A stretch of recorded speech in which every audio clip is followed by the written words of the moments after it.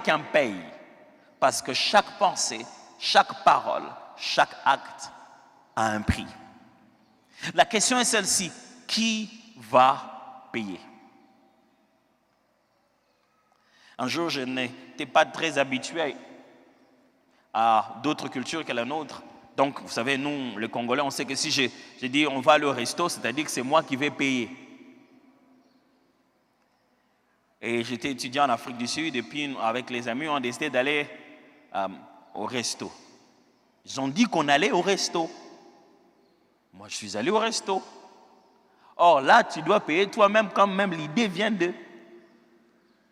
Moi, je n'avais pas envie d'aller au resto. Ils ont dit qu'on allait au resto. Et moi, j'ai dit, OK, on va au resto.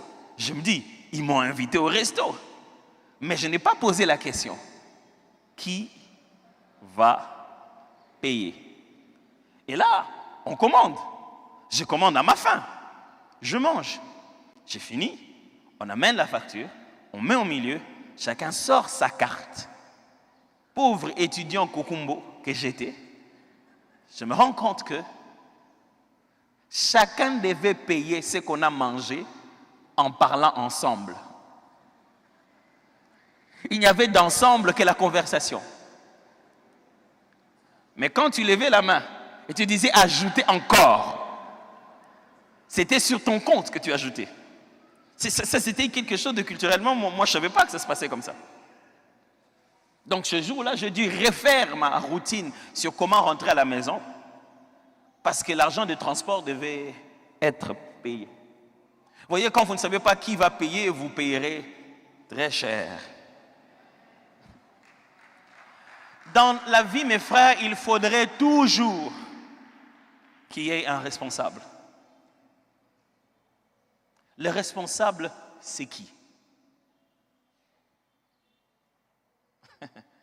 Vous connaissez le dicton qui dit « Il n'y a jamais de mauvaises troupes, il n'y a que de mauvais leaders ». Vous savez ça? Je vous assure que c'est une chose qui, quand ça me revient dans mes oreilles, j'ai envie de dire « Non, franchement quand même, ça c'est pas ma faute ». Mais il y a toujours, finalement, un responsable.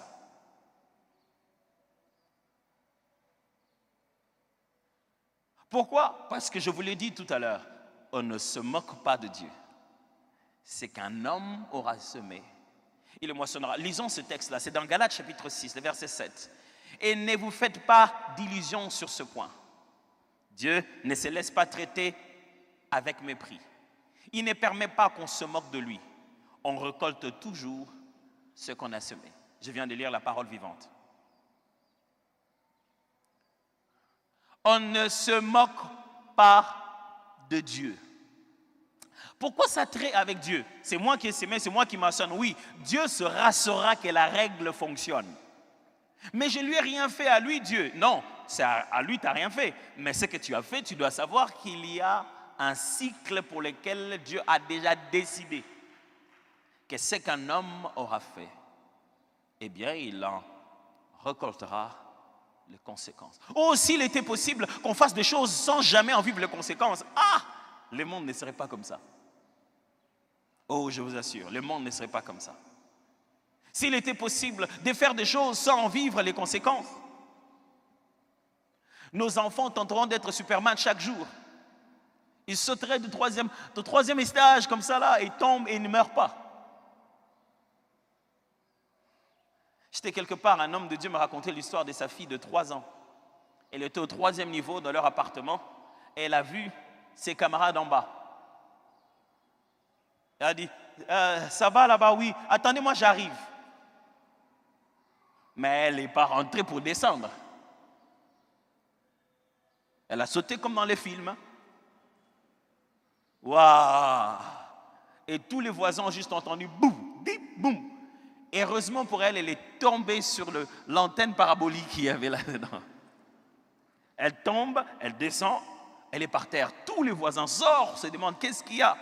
Regarde, qu'est-ce qui se passe? Elle se relève, regarde les gens si on l'a vu, elle les poussette, elle va jouer. À ce moment-là, le cœur des parents est parti comme ça. Les enfants, ils sont terribles. Imaginez-vous qu'on peut sauter chaque fois et ne jamais se blesser. Je vous assure, le monde serait bizarre. Malheureusement, dans la vie réelle, on paye les conséquences. Nous avons ici l'histoire des gens qui ont initié des choses. Chacun a posé des actes, chacun a dit des paroles. Mardochée a posé un acte à un moment pour lequel il ne savait même pas ce que ça allait faire.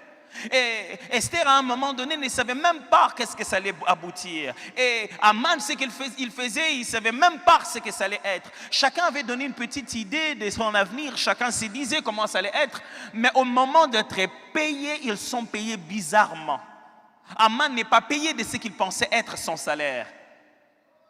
Mardochée est payé de quelque chose qu'il n'avait même pas conçu. Il ne le faisait pas pour qu'on l'honore.